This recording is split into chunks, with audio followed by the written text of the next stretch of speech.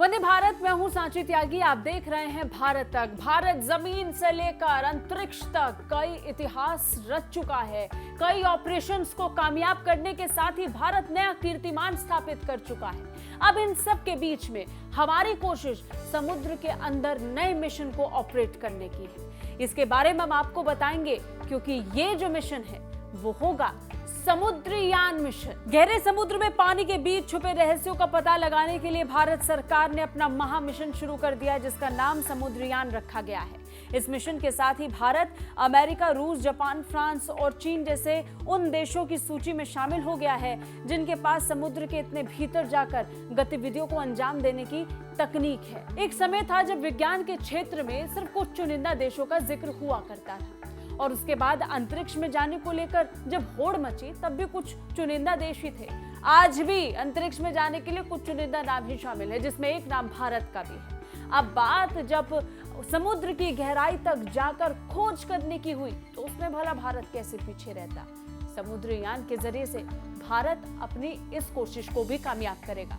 आपको बताएंगे अब कि समुद्रयान आखिर है क्या। ये एक महासागर मिशन है। इसका उद्देश्य एक मानव युक्त पनडुब्बी वाहन बनाना और उन्हें समुद्र के अंदर 6000 मीटर की गहराई तक भेजना है, जिसे वो रिसर्च और अध्ययन कर सकेंगे। इस मिशन को अक्टूबर 2021 में शुरू किया गया था।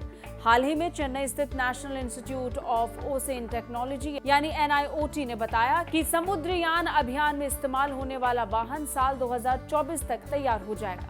इस पनडुब्बी का नाम मत्स्य 6000 दिया गया है और इसे देश में ही बनाया जा रहा है। यानी कुल मिलाकर मेक इन इंडिया से लेकर आत्मनिर्भरता का जिक्र करते हुए भारत ने अपने आप में एक नए कीर्तिमान को स्थापित करने की तरफ पहला कदम बढ़ा दिया है।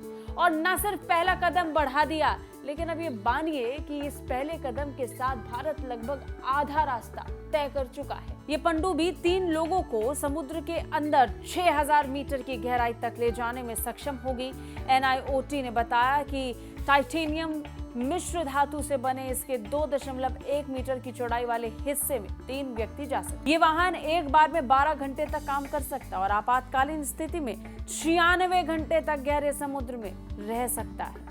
समुद्रयान मिशन को शुरू करते हुए केंद्रीय मंत्री डॉक्टर जितेंद्र सिंह ने कहा था, चेन्नई में भारत के पहले मानवयुक्त महासागर मिशन समुद्रयान की शुरुआत हुई। इसके साथ ही पेयजल, स्वच्छ ऊर्जा और समुद्र आधारित अर्थव्यवस्था के लिए समुद्री संसाधनों की संभावना के नए अध्याय की शुरुआत हुई। स्पेशल टेक्नोलॉजी से तैयार पनडुब्बी गहरे समुद्र में पॉलीमेटालिक मैगजीन जैसे आजीविक संसाधन आदि खोजने में सक्षम होगा। धरती के करीब 70% हिस्से पर समुद्र है और ये हमारे जीवन का एक अहम हिस्सा है। गहरे महासागर का लगभग 95% भाग अभी तक खोजा नहीं जा सका है। भारत के 3 तरफ समुद्र और देश के लगभग 30% आबादी तटीय क्षेत्रों में रहती है। अब क्योंकि समुद्र भारत के लिए अहम हिस्सा है और न सिर्फ भारत के लिए बल्कि भारत की अर्थव्यवस्था के लिए भी बहुत जरूरी है, तो ऐसे में भारत के पास पूरा अधिकार है कि वो समुद्र के लिए गहराई में जाकर खोज कर सके, और ना सिर्फ खोज कर सके बल्कि उससे जरूरी जीत भी हासिल कर सके, जो भारत को नए कीर्तिमान स्थापित करने में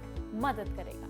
कैसी लगी रिपोर्ट कमेंट करके जरूर बताइए। बाकी रक्षा और विदेश मामलों से अपडेट रहने के लिए देखते रहिए भारत तक। जय हिंद।